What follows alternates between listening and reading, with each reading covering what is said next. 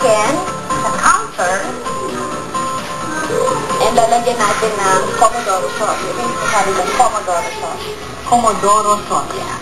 Stop natin. Ano pa ang gusto mo maliban dito sa pagluluto at sa yung acting? Siyempre, na-prove mo na ang sarili mo dyan sa acting mo, na-prove mo na rin ang sarili mo dito sa cooking. Ano pa ibang gusto mong gawin? Sa ngayon, gusto ko lang mas lalong matutong magluto. Kasi lang tayo itong mozzarella na to, because I prefer usually yung hindi fresh kasi mas mag-grate mo siya.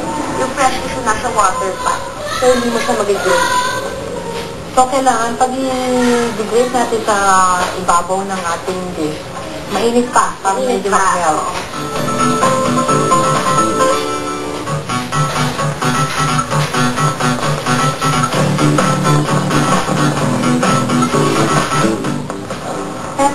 Pepper sa ibabaw. Sa ibabaw. Butter.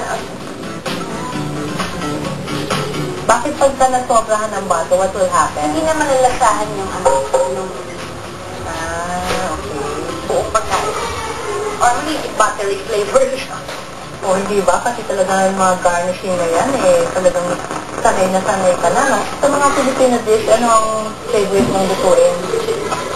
Kare-kare. Sopa.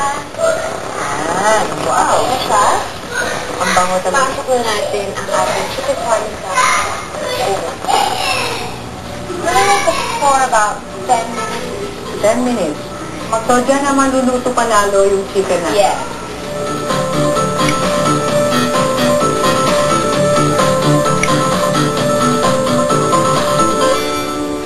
Sa susunod na linggo, sa Star sa Kusina,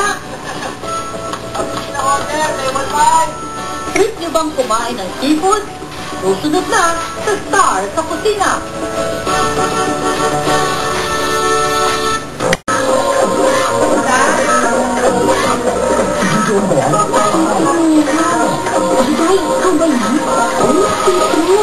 Sila makapaniwala sa magandang pagbabago.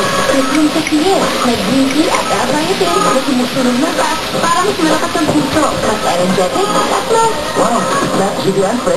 Pati girlfriend mo na patingin. Ito, green tea and alcohol. Feeling wow, looking wow.